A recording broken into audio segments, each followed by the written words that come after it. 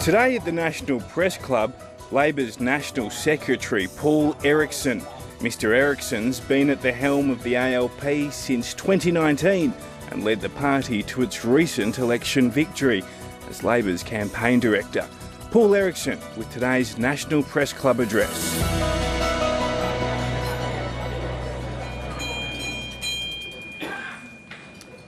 Good afternoon, ladies and gentlemen, and welcome to the National Press Club in Canberra and the Westpac Address. My name is Laura Tingle, I'm the club's president. Just on a month ago, the now Prime Minister, Anthony Albanese, gave his final campaign address at the end of what was a long and wearing election campaign for all involved. Beyond what appears on the nightly news bulletins and in the newspapers about the day-to-day events on the campaign trail, the story of the election campaign themselves is one of the part of politics that best fits the description of history being written by the victors. If you win a campaign, you are suddenly a political genius. If you lose a campaign, you are not such a political genius. The truth, I suspect, and most people involved know, lies more with the views voters have formed of our political leaders and their performance, and with luck, than the science we retrospectively ascribe to the strategies. It's been a tradition of the club, sometimes lost in recent years, to invite the directors of the major campaigns to address us and reflect, as the dust settles, on what the campaign looked like from the inside. We have invited campaign directors representing the Liberal and National parties, as well as the Greens, to speak to us, and also some of those involved in running campaigns for Climate 200 and independent candidates. But first today, let's hear from the victor, the National Secretary of the Australian Labor Party. Please join me in welcoming Paul Erickson to address us today.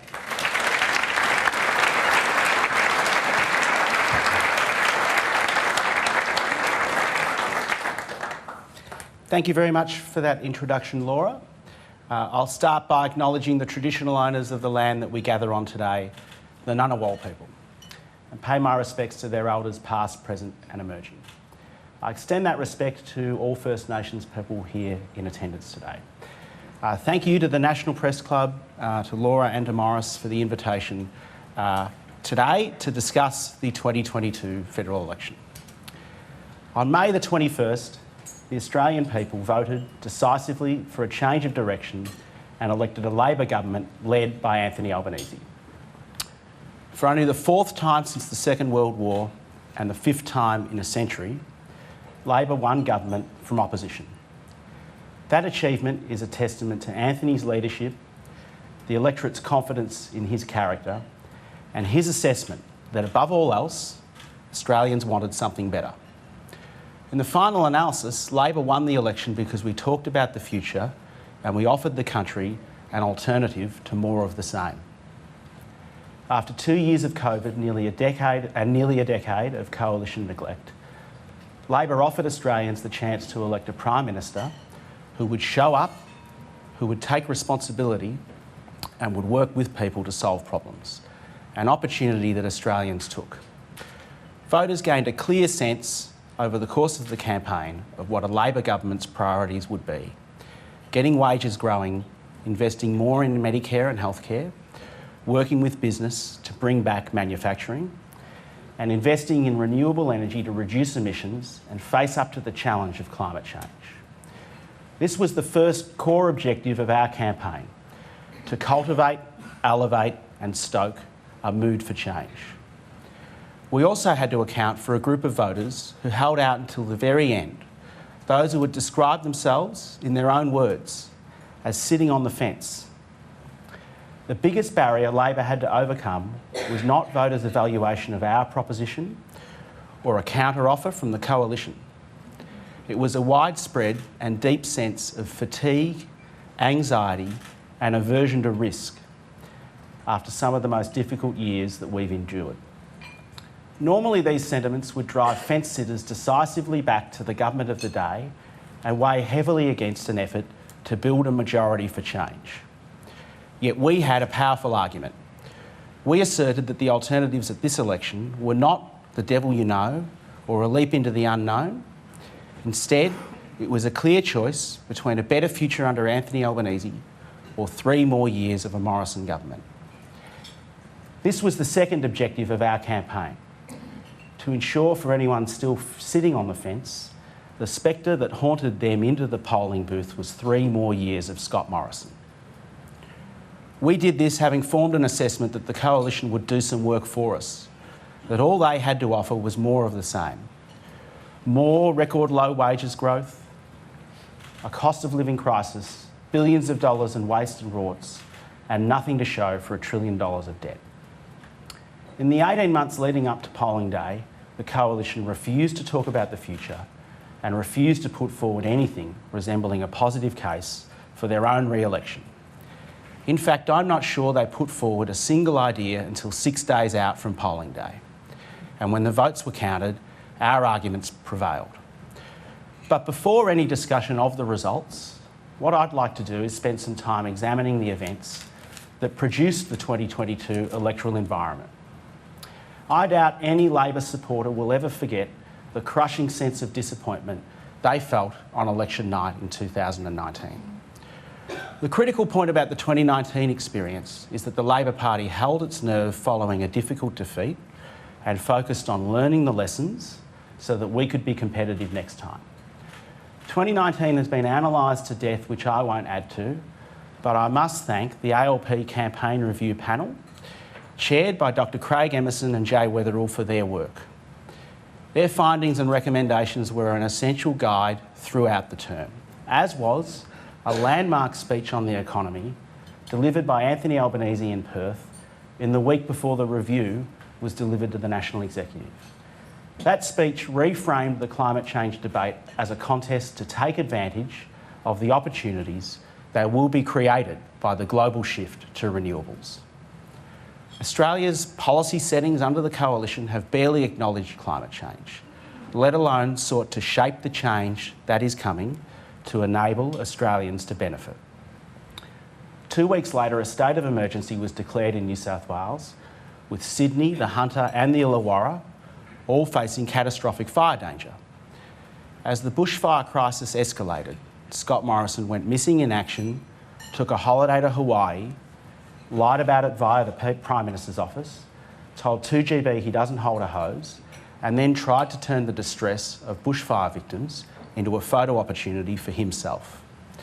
The template for Scott Morrison's unique approach to leadership was set, and none of his ministerial colleagues quibbled with it or sought to correct it. Moving into 2020, in January, the ANAO released a report into the Community Sport Infrastructure Program, exposing the rorts that became a hallmark of the Coalition's time in government, and then COVID arrived. And from March onwards, the pandemic overwhelmed discussion of every other issue. Incumbents dominated the conversation, and the share of public attention available to the opposition was much smaller than usual. Public appetite for political conflict was at an all-time low, particularly in the first few months, the period when Labor fought and won the Eden-Monaro by-election. The significance of victory in Eden-Monaro cannot be overstated. A first-rate candidate, Christy McBain, backed with creative advertising and an innovative campaign that organised our way through the early stages of the pandemic. The result built confidence across the party that the project of rebuilding our campaign machinery after 2019 was underway. Unlike other oppositions, Federal Labor's strategy throughout 2020 was to offer broad support for the public health response and stand up for people left behind by the Coalition's economic response. This was appreciated by the voters and helped Federal Labor maintain a sound position, especially in states where the Liberal oppositions took an alternative approach and behaved and looked like wreckers. Throughout this period, voters were, as Linton Crosby told the Sydney Morning Herald in September 2020, willing governments to succeed. This was a moment when the Morrison government had the chance to rise above partisanship and, in Sir Linton's words, inspire and innovate. That's why it was odd and then galling to watch the Liberals commence an all-out assault on state and territory Labor governments in the second half of 2020 over the COVID response. This began with the passive cynicism of Morrison reducing his daily media appearances as second wave outbreaks in New South Wales and Victoria took off, leaving it to the premiers to front the bad news. It started at the top, but this strategy was pursued with enthusiasm by the entire coalition, led not just by Morrison, but by the whole of the Cabinet. No Victorian needs to be reminded of the Liberals' subsequent attempts to undermine the public health response to the second wave in Melbourne, led by Josh Frydenberg and the lamentable Tim Smith. This was followed by Morrison's recklessly partisan misrepresentation of the Andrews government's roadmap to COVID normal, a moment which the political and media establishment outside of Melbourne misunderstood, in my judgment. Morrison's cynical criticism of the Palaszczuk government's border closure in the lead up to the Queensland state election was beneath any Prime Minister. And of course, the Liberals backed Clive Palmer's failed High Court challenge to the WA border closure. At the heart of this behaviour were two impulses that the Liberals seemed incapable of controlling: hubris and mindless partisanship. Mindless partisan tribalism. Too clever by half, by September 2020, we identified that the Liberals' efforts to put distance between the federal government and any problems with the COVID response cut both ways. Voters developed a default association of the successes and failures of Australia's encounter with COVID with the state governments, the health system and the wider community response, not with the federal government. That said, the rally around the flag effect still applied, and at the time, Morrison enjoyed approval ratings in Newspoll in the mid-60s. Perhaps this explains the glimpses of hubris and some of the backgrounding emanating from the Prime Minister's office at the time.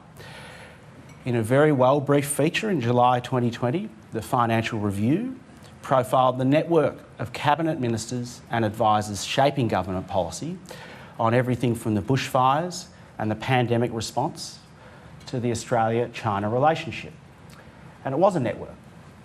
Apart from the triumphalist tone of the briefing, what was notable about this story was that of the 14 figures named, 13 were men. I offer no criticism of the individuals from the public service and business named in the story, but this was far too narrow a base to draw upon in any circumstances, let alone a crisis requiring a whole of community response. 2 days after the publication of that story, the Morrison government put an end to free childcare, and early childhood educators and carers were excluded from JobKeeper on July the 20th.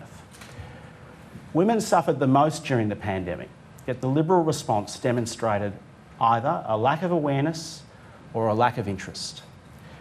Scott Morrison's strange inability to comprehend life outside his own experiences had already been on display during Eden Monero, when he told Parliament that his solution to a lack of maternal health services in Yass, which left a woman giving birth by the side of the road on the Barton Highway, was to upgrade the highway. That October budget crystallised awareness that the Coalition were blind to gender inequality, notwithstanding that according to the Morrison PMO, no one credible agreed with this view. And Anthony Albanese's budget reply commitment to cheaper childcare laid down another important plank for our campaign and made the case that improving childcare is a fundamental economic reform. As the 46th Parliament passed half-time, attention turned to the next election. We established our campaign committee, chaired by our National President, Wayne Swan, and I want to thank all of the members of the campaign committee, which set a template for successful Labor campaigning that draws together the parliamentary wing, the union movement and the party organisation. Our internal polling showed Labor drawing even with the Coalition by November 2020, then opening a small yet stable lead by the end of summer. Yet the dominant sentiment we encountered in our qualitative research at the beginning of 2021 was a sense of change fatigue. For many, the last few years had already seen too much turmoil capped off by the pandemic. More than anything else, voters were hoping that 2021 would bring a return to stability and certainty. The first quarter of 2021, of course, was dominated by the reckoning around workplace culture and bullying, sexual harassment and sexual assault in parliamentary and political workplaces. These are serious topics which require ongoing examination, reflection and action across the Parliament. I'm not here to offer any partisan conclusions about the culture of Parliament House. But in the context of this year's federal election, I would make this observation. Two of Scott Morrison's comments from that period continued to come up in our research right up until election day as indicative of his failure to understand women. First, that it wasn't until he considered these issues as a husband and a father that he was able to reflect and listen. And secondly, that women who marched outside Parliament House were lucky not to be met with bullets. After Easter, it became clear that the Coalition wanted the option of a spring election off the back of the 2021 federal budget. Their behaviour throughout 2020 meant they couldn't enter that contest from the position of strength enjoyed by the state and territory governments who had already sought re-election during the pandemic. By now, voters were wary that whenever things got hard, Morrison refused to take responsibility and none of his colleagues stepped in to fill the gap or suggest otherwise. They worried that beating COVID during 2020 had been down to the states and now the federal government was playing wait and see on the virus and on the economy. Ultimately, the prospect of an early election would depend on the success of the vaccine rollout.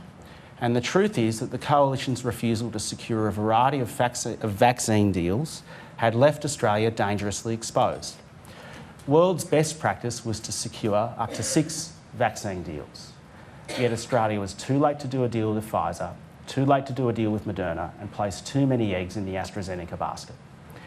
In February, the rollout commenced slowly, but momentum stalled when ATAGI updated their advice in response to safety concerns around AstraZeneca in April. Problems with specific vaccines were inevitable.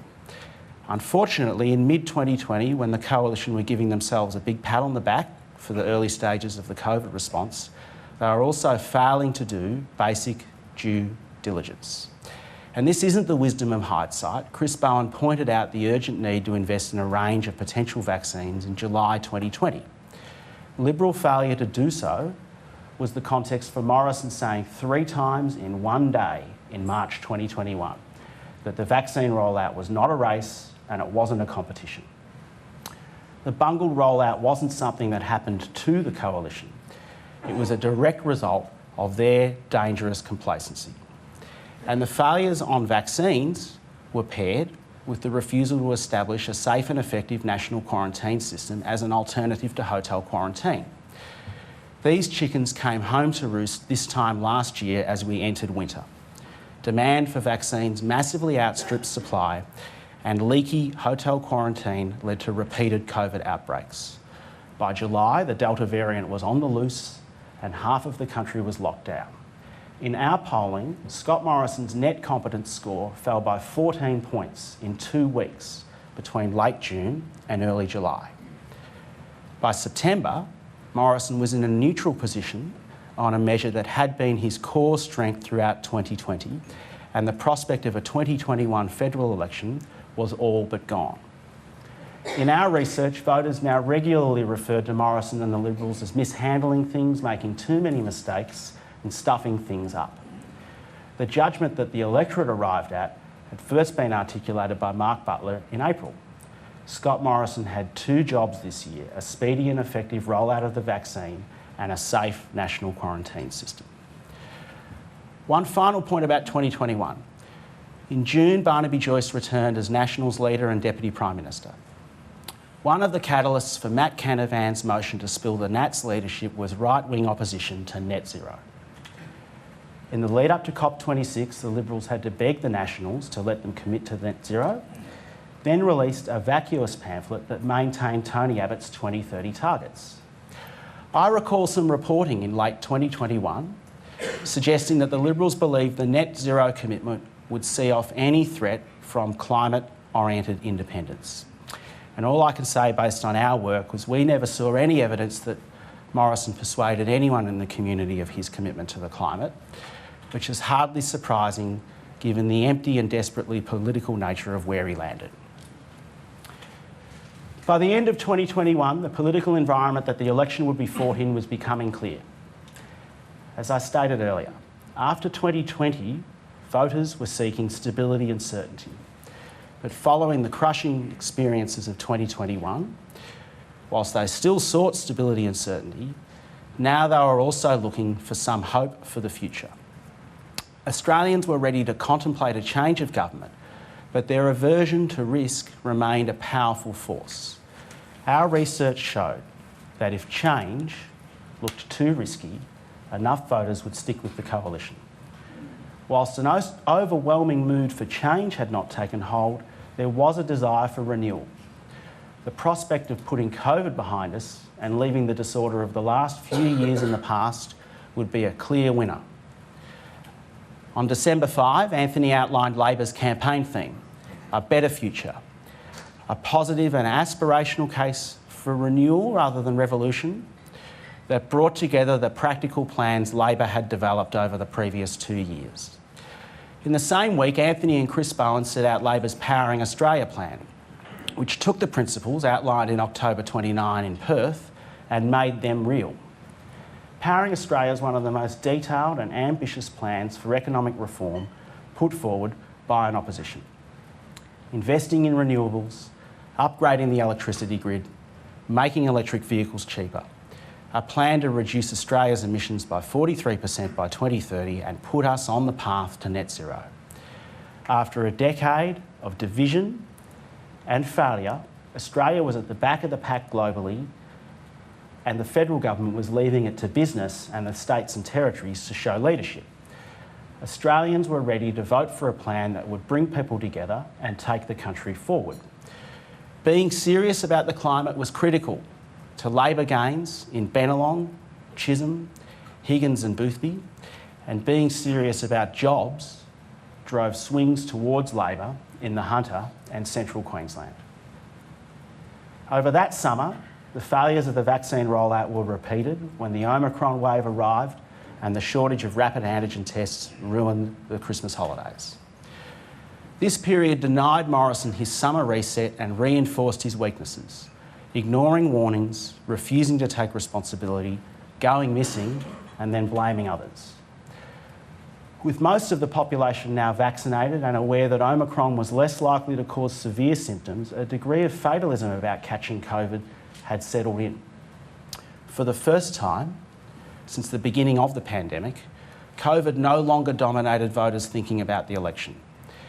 Instead, cost of living became the #1 issue across the board and remained so until election day. The weeks leading up to Saturday, May 21 were colourful and dramatic, but for me, 3 issues stand out. First,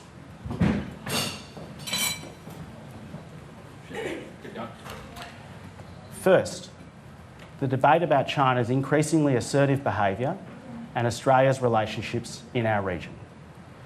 The night before the first leadership debate, the ABC reported that China and the Solomon Islands would proceed with the Security Pact. The coalition's response was irresponsible and immature. Assertions that the Chinese Communist Party were backing Labor, warmongering rhetoric on Anzac Day, talk of red lines, and failed attempts to suggest Labor opposes the AUKUS arrangement. This followed February's Manchurian candidate silliness, which left the minority of the electorate who are not dedicated fans of 1960s psychological thrillers featuring Frank Sinatra scratching their heads. Within a week, Labor released our detailed plan to restore Australia's place as the partner of choice for countries in the Pacific. The contrast couldn't have been clearer, and voters reached the inescapable conclusion that the coalition had completely dropped the ball. Second, the economy, the cost of living and wages. It's no surprise that cost of living was the top election issue when Australians were facing rising interest rates, spiralling inflation and declining real wages. The March CPI data, the Reserve Bank's decision to increase interest rates and the argument over the minimum wage were the catalyst for this becoming an election-defining issue. Over the course of the campaign, Labor's economics team, led by Jim Chalmers and Katie Gallagher, set out an agenda to boost productivity, boost wages growth and fix the budget. We campaigned consistently on the need to boost wages growth, It was in our TV ads, and we pointed out that there were plenty of things the federal government could do. Supporting minimum wage cases, investing in TAFE and training, boosting workforce participation through cheaper childcare, giving workers more job security, and investing in industries that will grow and provide employment opportunities into the future. The Liberals argued that Australia was already enjoying a strong recovery, but that only a returned Morrison government could secure that recovery. Yet, whenever the question was the real experience of working people, the Liberals said that everything was beyond Australia's control. Anything to avoid admitting there's a role for government. Until Anthony Albanese said that he'd welcome the Fair Work Commission increasing the minimum wage to match headline inflation. Then the Liberals claimed that the sky would fall in, undercutting their campaign assertions about the strength of the recovery. This wasn't just incompetent, it was incoherent. Third, housing. As I noted, it wasn't until the final 6 days of the campaign that the Liberals offered a new idea. But when they did, it was a desperate attempt to make the superannuation system a new front in their ongoing culture wars. This final week's surprise fell flat because voters saw it for what it was: bad policy that would undermine the superannuation system and push up house prices. In our final week research, we struggled to find a friend for the Liberal superannuation for housing policy. And it's since been reported that the Liberal campaign knew it was an idea that wouldn't withstand scrutiny, which is why they pushed out the timing so late. But even that didn't work.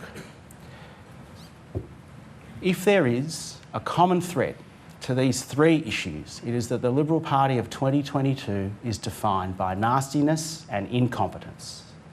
The 8 factors that led to their defeat were: 1, a pathological refusal to take responsibility for anything, which comes from their small government mindset.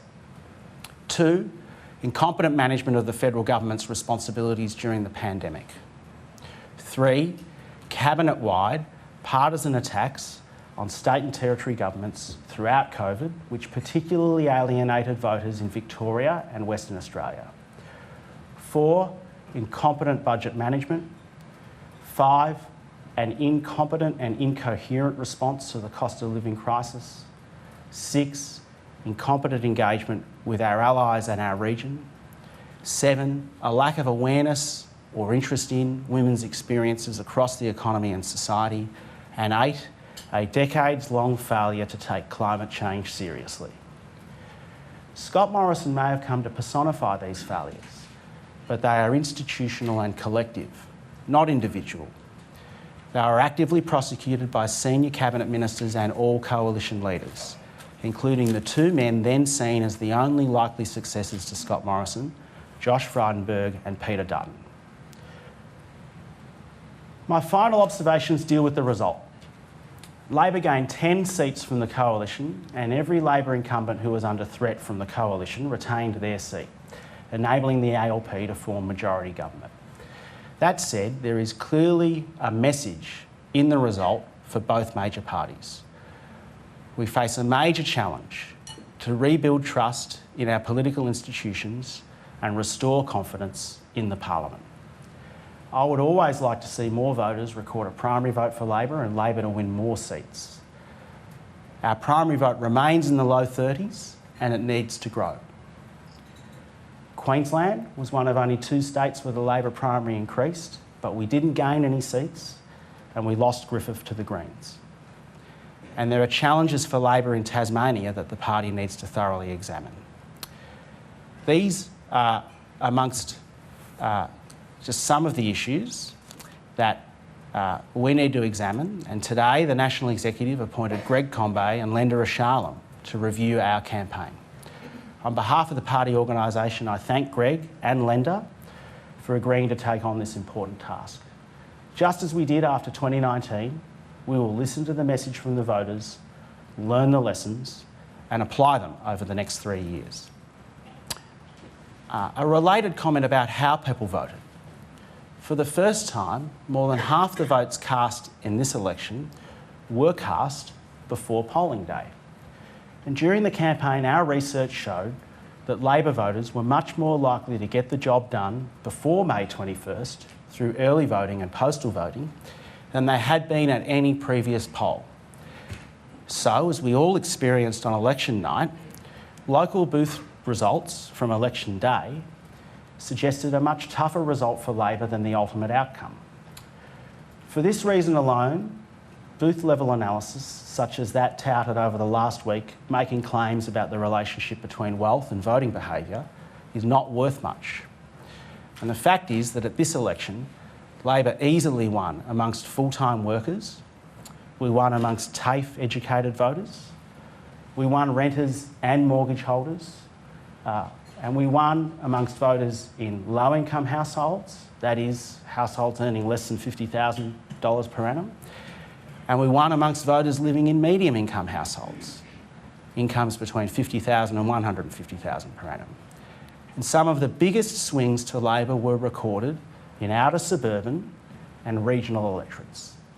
In seats we hold, like Greenway, Macquarie, Eden Monero, Dobell, Dunkley and Corangamite. In seats we gained, like Robertson, Hasluck and Pearce. And in seats we didn't gain but will continue to campaign in and fight for, like Flynn and Deakin. Before concluding, I'd like to thank several people from across the party and the campaign team, without whom a Labor victory would not have been possible. ALP National President Wayne Swan. Wayne has helped steer the party organisation through one of our most challenging periods and has been a tremendous source of support and advice to me over the past 3 years. Jen Light, Labor's Assistant National Secretary, and the Director of a Target Seats Unit that made the difference. The State and Territory Secretaries of the ALP and all of the officials and organisers who worked on the campaign.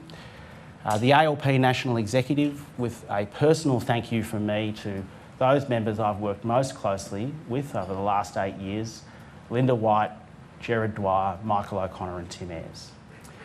In the National Secretariat, Bernie Shaw and Sandy Rippingale, Dennis Perry and Heather Watkins, our Digital Director Kate Ryan and Deputy Digital Director Ross Caldwell, and our launch team led by the Federal Labor Business Forum's Kate Dykes.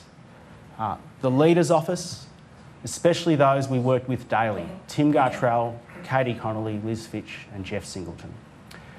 Our research operation at YouGov, Campbell White and his team, at Essential Media, Tony Douglas, Gavin White and Alyssa Clement, and at Talbot Mills, David Talbot and Stephen Mills, and of course in the Secretariat, Bryce Roney and Lachlan Poulter.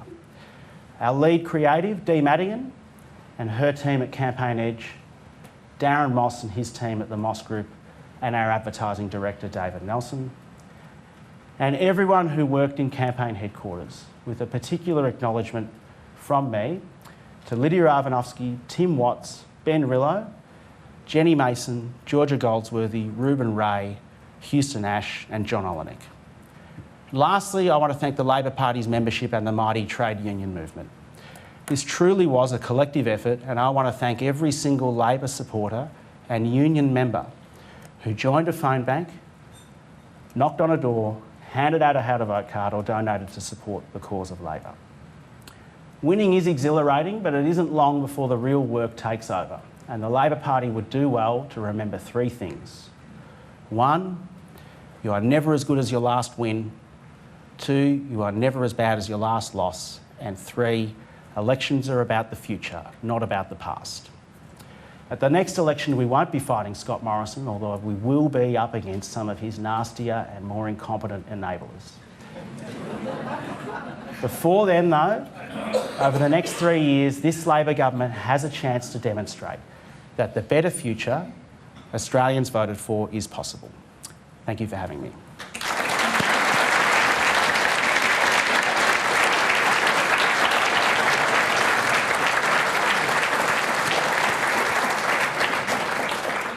Thanks so much. And just to explain the slight disruption during Paul's speech, we had somebody fainting off on the side. He's fine and he's just being checked in an ambulance now. So thanks so much for your speech.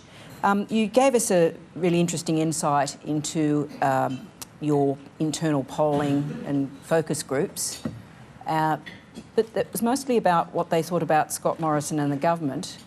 I was wondering what they were saying about Anthony Albanese and what policies cut through, because one of the big debates during the campaign was about whether Labor had differentiated itself enough. Some people, true believers, said there were really big policy differences. Other people said you were just trying to minimise the target. So what did cut through from the Labor message in those groups? Thank you very much, Laura. First on Anthony, what was very well understood by people was that Anthony was down to earth, very much in touch with the typical Australian, and someone who was seen, I think, as very experienced and a safe pair of hands. And ultimately, I think the success of Anthony's leadership and of our campaign was that when people came to casting their vote, they could imagine Anthony as Prime Minister, and indeed I think he's made a really strong start and had a really successful first 3.5 weeks in the office. And the fact that we won, in my view, is a judgment of is a function of the fact that people could imagine Anthony doing the job.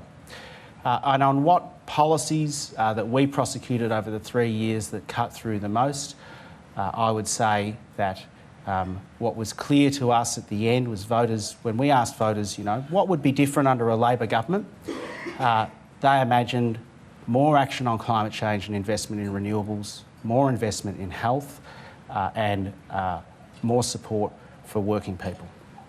Yes. Anna Henderson. Anna Henderson from SBS World News and a director at the National Press Club. Thank you for your address. Labor was accused during the election campaign of misleading voters in relation to the cashless debit card and paid advertising suggesting it was going to be expanded to all age pensioners. On reflection, was that a lie? And do you think it is time, and would you back a truth in political advertising laws? Thank you, Anna. Absolutely, it was not a lie. We campaigned against the cashless debit card and pointed to the Liberal government and Anne Ruston, the former minister's own words. And we've now taken steps, as we committed to abolish the cashless debit card. I think the fact check from a number of outlets was that it was misleading, though. Well, Do you don't accept agree. that? No, I don't. In terms of truth in advertising, I think there are a number of issues relating to electoral law that the campaign and the election result will give rise to a very interesting debate about. After every election, the Joint Standing Committee on Electoral Matters conducts an inquiry into the election, and we always make a submission. Generally, we'll go along and appear before the committee and offer our reflections on the campaign. I'm not going to, from here today, make policy. That's the job of the Cabinet, who are meeting up in Gladstone today, of course. But after the last election, Jay Weatherall and Craig Emerson's review of the 2019 campaign pointed to some of the debates that arose over the course of the 2019 campaign and encouraged the Labor Party to consider support for truth in advertising laws. I'm sure that that debate, as well as many others, will play out through the Electoral Matters Committee's review of the election, and we'll be an active participant in that. Thank you. Phil Curry. Thanks, Laura. I'm Erickson. I'm Phil Curry from the AFR. Your speech, you gave a very comprehensive sort of view how Scott Morrison lost the election. And it wasn't so much how Labor won it, other than exploiting the various missteps which you outlined, guided by polling and so forth. And you also noted yourself Labor's low primary vote and that you won't have Scott Morrison next time, or a lot of the factors that got you over the line this time. What is it, in your view, that Labor needs to do over the next 3 years to get that primary vote up and to win it in your own right without the factors that helped you last time? And what is the new sort of minimum primary you think for holding on to power, given all the variables now in the system? Thanks very much, Phil. We did win in our own right. No, I'm not disputing you did. We won in our own right. So I'd say the minimum primary for holding on and winning again in our own right is probably 32.58%. So you can do it again. And I don't agree with the proposition that my speech or my remarks have made an argument that we didn't win it and they lost it. I think in my remarks I set out how we thought about the election and that we felt we had two arguments we had to make. First, how would Australia be different under a Labor government led by Anthony Albanese? And we set that case out. We set it out in principle in terms of Anthony's leadership style, and we set it out in detail on issues like climate, childcare, health, and wages and the cost of living. Second, the second argument we had to make was that the country couldn't afford 3 more years of Mr Morrison. I think that we start, and Anthony starts in a very strong position in terms of the next 3 years, and he has the opportunity to be a successful Prime Minister. The electorate will form their own judgment in 3 years on how we've gone. But as I said in my remarks, Anthony's leadership style is to bring people together and work hard to fix problems and create opportunities. And over the last 4 weeks, I think people have already seen that in action. And I think the Australian public have really warmed to that as a new approach. Of course, we've taken office at a very challenging time. As the Treasury Secretary said last week, we are facing the most complex international environment in 70 years. But I don't think that Anthony or anyone in the Cabinet will be complacent for 1 second. And the scale of the challenges that we face are also an opportunity for the new Labor government to reshape the country and to deliver that better future that we campaigned on. And I think that's the task that's in front of the government over the next 3 years. Thank you. Greg Brown. Greg Brown from The Australian. Again on primary votes, do you think there was a peculiar reason at this election that the primaries of the both major parties were so low? And was this, do you think, a bit of a one-off, or do you think we're heading to a future where the major parties will have lower primary votes and will have to increasingly form coalitions and multi-party governments? Thank you very much, Greg. Well, we will set out at the next election to form government in our own right, just as we did at this election, and we were successful in doing so. There is a long-term trend around the world where the traditional major parties are coming under pressure, and Australia is no different. I think that at this election, perhaps some of the stresses and strains in the community after the events of the last 2 years and the sort of very big steps that governments had to take to deal with the pandemic played out in some parts of the country, and you can see that in the swings. But we will just continue to campaign for... But are the days of 40% primary votes, are they over? No, I think that there's lots of examples around the world and through Australia's history of a government like this one coming to office in circumstances like this and then building its support through good government and by delivering on what it promised. I think we've seen, the Ardern government in New Zealand is a good example in terms of looking at their result in 2017 and then their re-election. And there have been examples at a state level here in Australia in the recent history of state Labor governments.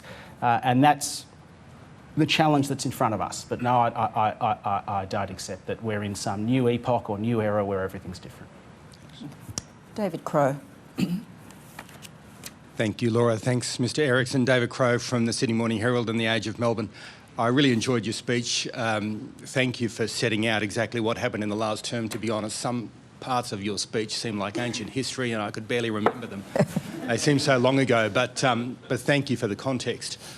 I can't help but wonder about your reflections on the campaign itself, because that is still top of mind, fresh in our thinking. And surely there were moments in that campaign where you thought, hang on a minute, this isn't looking quite so good. On reflection, were there moments in the campaign where you thought, sorry, look, we just got that wrong? You had to then pick up yourself and the team and press forward. What's your reflections on the mistakes, if any, in that campaign? Thanks very much, David. No campaign is perfect. The experience of every campaign is that challenges are constantly thrown at you and things go wrong.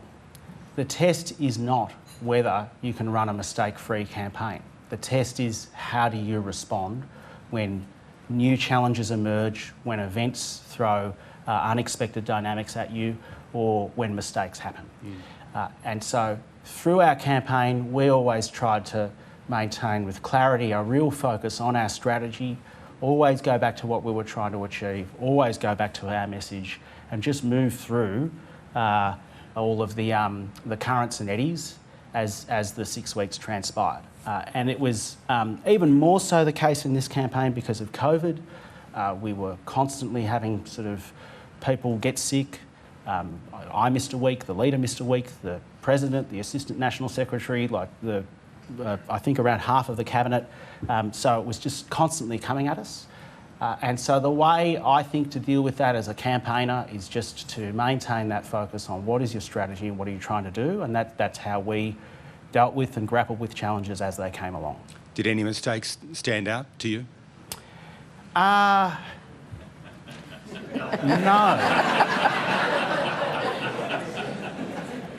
Is that you can't remember it? I've still got brain fog. I can't help but ask. Yes. If they did, then I'll be having that discussion with Greg Combay and Linda Rochelle. That's one statistic that you can't remember by the sounds of things. Andrew Brown. Andrew Brown from AAP Newswire. We saw a bit of a fundamental shift on election night with a lot of voters ditching the major parties and instead choosing independents and minor parties. And given what happened to what many people saw as very safe Liberal seats in areas that would never be taken by an independent, what part of Labor's strategies going forward would you think would have to change to make sure that safe Labor seats, particularly in inner city areas, don't suffer a similar fate? Thank you very much, Andrew. Well, I think the lesson is that there's no such thing as a safe seat. That we're in an era where you have to campaign for every vote and you have to campaign thoroughly and properly in every electorate, and indeed the judgment that the electorate are going to form on election day is as much a function of their experiences and their observations over the 3 years as it is of what happens in the final 6 weeks. So for us, there's a lot there for us to reflect upon about how we govern, about how people do their jobs as representatives over 3 years, and then how we campaign.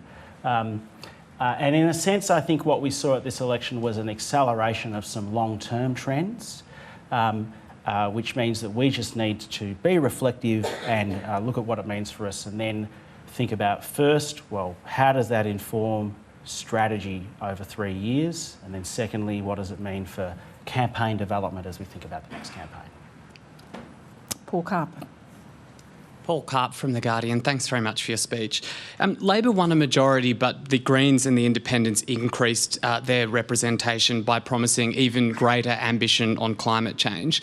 I note the seats that you had climate swings to you, Bennelong, Chisholm, Higgins and Boothby. Only one of those had a high-profile independent, and none of them were top-tier Greens targets. So my question is, how worried are you that those will be the next to fall to a growing crossbench if Labor doesn't lift its ambition on climate? Thank you very much, Paul. Well, I'm not going to make policy from the podium today. Policy obviously is the domain of the Cabinet and the Parliamentary Party. We have a very ambitious plan on climate change, and I talked about that in my remarks, and that's what the Albanese government will be putting forward to the community and in the Parliament. I'm confident of the 4 members that were elected in those seats that they'll do an excellent job over the next 3 years. I think if we look at the teal seats, the issues that were in play in those seats were the electorate's dissatisfaction with Mr Morrison's performance as Prime Minister and anger at the Liberal Party over climate, over the treatment of women and over integrity. So the 2022 election and the contest between the Liberals and the Teals played out with those issues and on the terms that we saw. So I don't think that you can extrapolate from that much, if anything, about what the next election might look like and what it means for the Labor government. I think that the next 3 years will play out on their terms. On the Greens, I think there's no doubt that the Greens are an effective campaign machine, and they do have a very successful strategy that they've honed over 20 years, which is to always position yourself 2 steps to the left of Labor, minimise our successes, give zero credit for any of the progressive gains that Labor governments make, constantly criticise and seek to divide Labor's base in a manner that doesn't help progressive politics. That's what Adam's entire adult life has been about.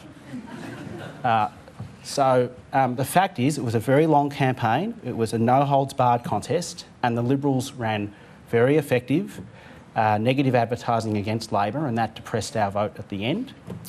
The Liberals were unsuccessful at persuading the electorate to return to them. So it's not surprising that other parties and candidates benefited from the late swing. Unlike the Liberals, who spent the last month attacking the voters for electing teal candidates, we're not going to criticise the electorate for the judgment that they arrived at. We're going to continue to make our case that the only way to achieve progressive change in this country is through a majority Labor government, and we're going to examine the results and think about and reflect on what happened in the campaign, learn the lessons and apply them for next time. You mentioned in that the importance of the treatment of women in the teal seats, and you also gave us a bit of a rundown on what groups had swung to Labor. I was wondering what you can tell us about the sort of the gender breakdown of the vote for Labor. Did you win a lot of women voters and in particular income groups?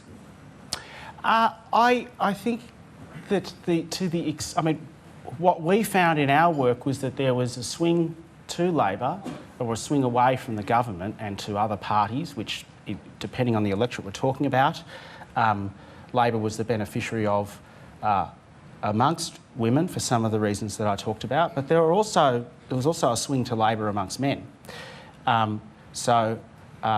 Time will tell in terms of what analysis out of the Australian election study that the ANU does and other work that might come out about whether there was a greater gender gap at this election than at past elections. But I think it would be, I'm not suggesting this is what you're doing, but I think it would be a mistake to reduce our analysis of the swing purely down to those terms, and to not also recognise that there was a swing to Labor amongst men as well. We did not see the sort of class or education divide that some people have applied in their analysis to that reaction to and response to the Liberal Party and Morrison not listening to and not engaging with women. I think it was much broader than the sort of old-fashioned cliched idea about doctors' wives. In fact, I wonder whether that sort of thinking might have been a mistake that was made by some players who didn't quite comprehend the breadth of the reaction across the community. Mark Kenny. Thanks, Laura. Mark Kenny from ANU and the Canberra Times. Thanks, Mr Erickson. I wonder if you could talk about another fairly unique situation in this election where the Prime Minister literally couldn't go to a number of the safest seats of his own party. That must have been an extraordinary situation for you. Did it affect the way the then government was able to campaign? Did it keep candidates like Josh Frydenberg in their electorates rather than being able to move around? I noticed Frydenberg, for example, did not travel to the flood region when Morrison was COVID affected. So no senior government person seemed to take leadership in the early days of those floods. So I'm just wondering, how did that dynamic? How did you read that dynamic at the time? Yeah. And just a final cheeky one. You mentioned that the safe seats are dead. Is the helicopter candidate also dead as a concept? Thanks very much, Mark. So dealing with the first question, in a sense that's a question for the Liberal Party and for the government rather than us, but what we did observe was that there were a lot of seats on our target seat list that we were campaigning hard in that the Prime Minister couldn't go to because he was not an electoral asset for the coalition, to put it politely. And that was across the board. He was as unpopular in Hunter as he was in Higgins. We sort of, when we were observing their behaviour, we felt that there was a bit of a tendency for Morrison to go to places that they weren't at much chance of losing, or they weren't at much chance of winning. And there was a whole sort of narrative that was propagated over the campaign about this red wall of Labor seats that was going to fall over.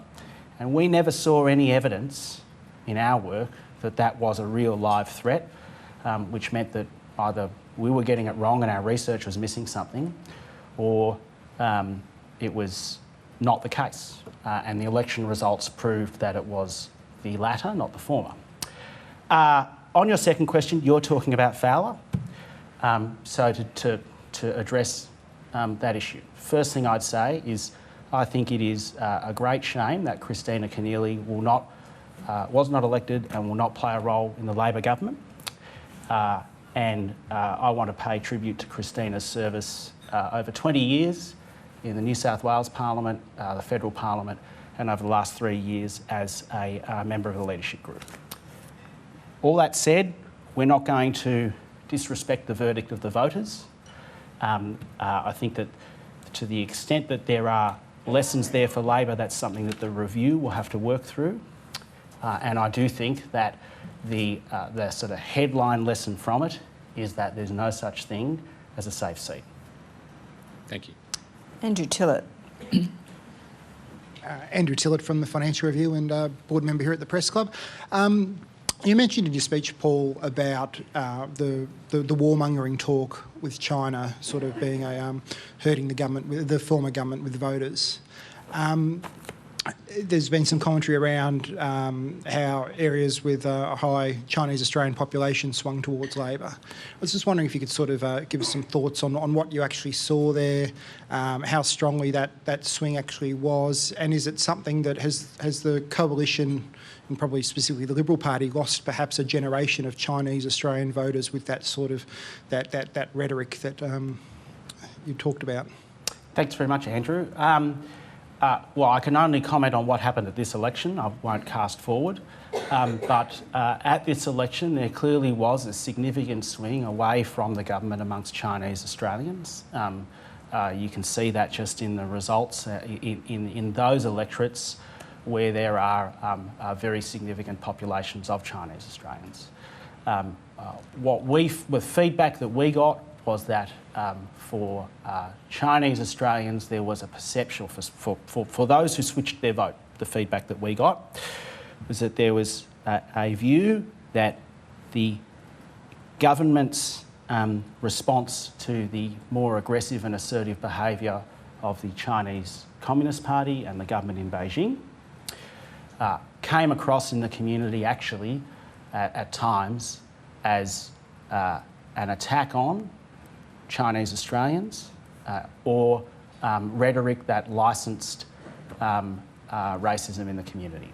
And so I'm not here to speak for that community, but that was the feedback we got, and it drove a swing. In terms of what happens now going forward, well, that's really a question for Peter Dutton. Thank you. Nick Stewart. On the night, it wasn't until right at the end that we found out that when the WA votes came in that you'd won. One of the other things about WA is that it doesn't have a Murdoch-owned newspaper. To what extent do you think that you gave 8 compelling reasons for voting Labor?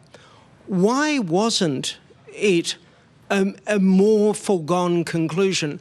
What do you think, to what percentage do you think that News Limited and the ABC Media Watch has done analyses of negative headlines in News Limited papers to Labor?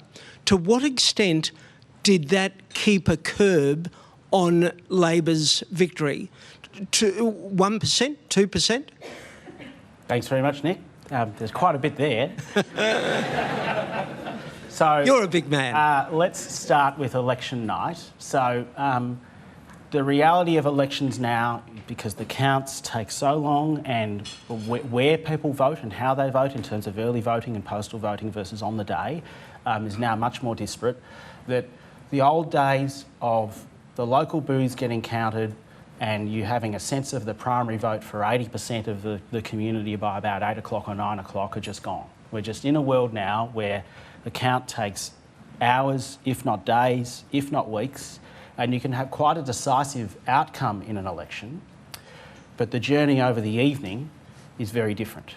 And so, you know, that was the experience of election night, as it was for us in Eden Monaro and as it has been in some of the recent state by-elections. On Western Australia, I think that, you know, I want to pay tribute to the campaign that the West Australian branch ran. They made a very, very effective and compelling case against the Morrison government and for Labor, for the need for a partner in Canberra that would work with Western Australia and against Mr Morrison and the Liberals, particularly over some of the decisions they made during the pandemic, which very much alienated the community in Western Australia. And you know, a result of our experience with COVID, with us being, you know, borders being closed and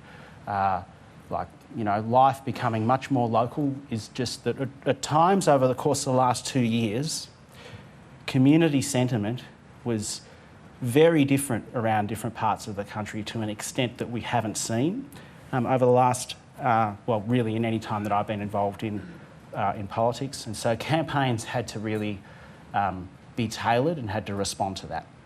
Things started to coalesce back towards the middle in the last 6 months as some of the dynamics I talked about came into the equation. But the result in WA really, I think, has a lot to do with the campaign that we ran in partnership with WA Labor, which I think really appealed to people over there. And it's a testament to all of their efforts. I don't think that the sort of the coverage of any particular or media organisation or masthead or outlet ended up being decisive, and I certainly don't think that you can sort of quantify the impact that any one media organisation might have had. Thanks. There's a question from Sabra Lane. Thanks, Ella. Thanks, Laura. And thanks, Mr Erickson. Ella Hodgman on behalf of Sabra Lane. During the 2019 election, both leaders agreed to establish an independence debates commission during the final leaders' debate here at the Press Club to remove the politics and needless back and forth over debate format, location and timing. Labor, however, did not agree to the model put forward by the previous government. Why didn't you agree with it? And are you now committed to establishing a commission in the first term? Thank you very much, Sabra via Ella. We are supporters of a debates commission. The model that was put forward on a take it or leave it basis by the Morrison government was not acceptable to us. We were upfront about the reasons for that. It required an absolute consensus on the commission board in order for debates to be agreed, which would have given any member of the commission a right of veto over arrangements. And in the event that the commission didn't agree, under those rules, the parties would be bound to defaulting back to one debate with 2 sit-down interviews back-to-back defined under the Commission's rules as a debate. So our view was that that was essentially a proposition that was put forward to kill off the idea of a debates commission. And we weren't... The debate about the debates is painful enough. Having a debate about the debates just didn't feel like it would be a particularly useful application of my time or of anyone else's. So we're very open to discussions about a debates commission and do think that it is an idea with merit. One observation I would make though is that it really is on the broadcasters and the media organisations to commit in principle to a debates commission or not, because we have the debate between the parties, but there's also the debate between the broadcasters that is actually more willing.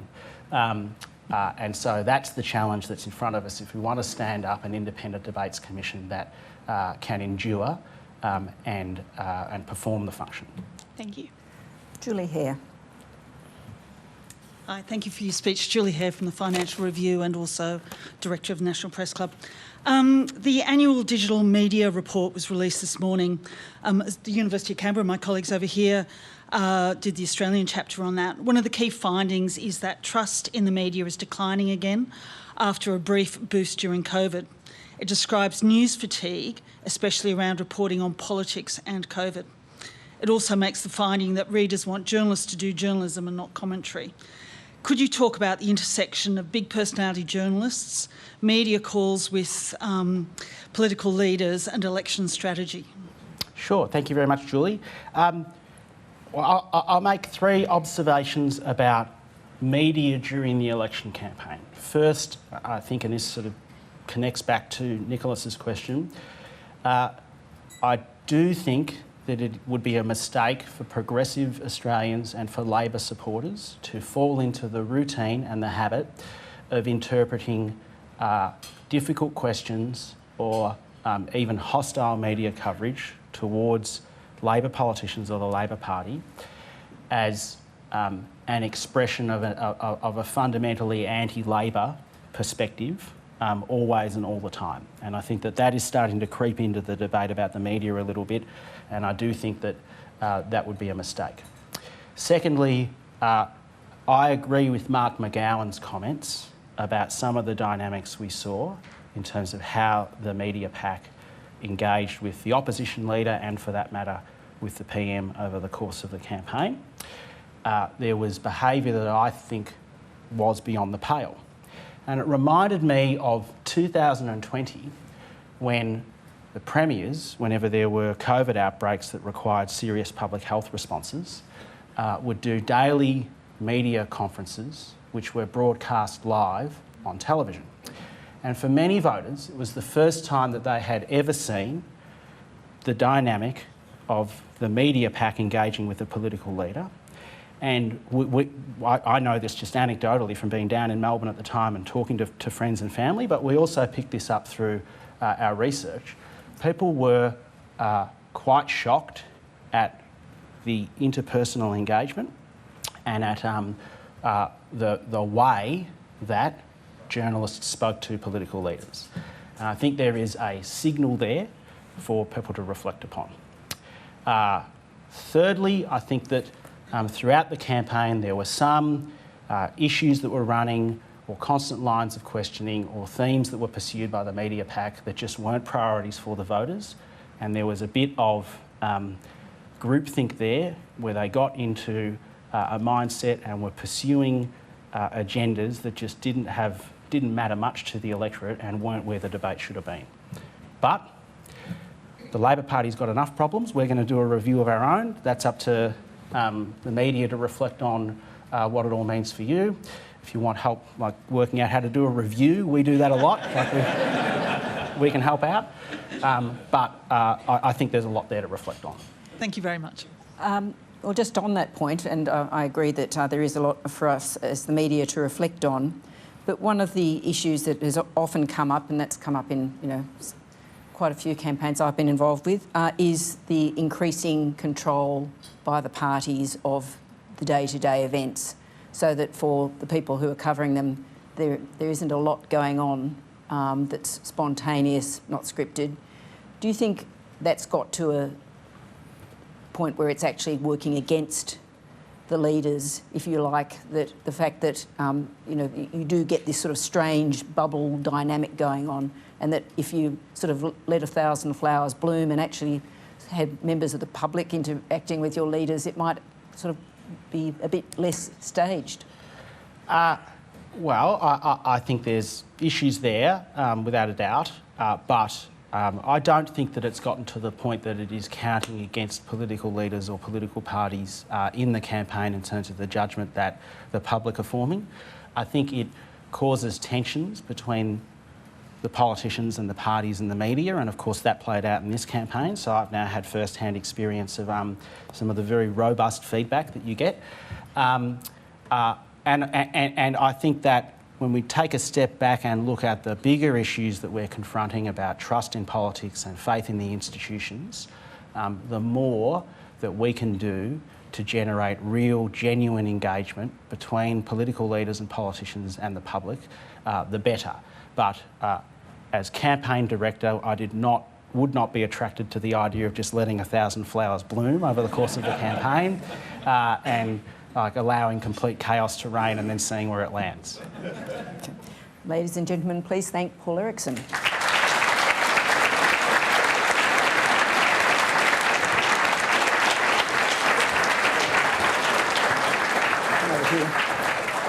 And to thank you, we've got one of the last signed bottles of Bob Hawke Tawny Port. Oh, wow. Signed by the man himself. Oh, very good. Thank you very much. Celebrated that. Thank you, Laura.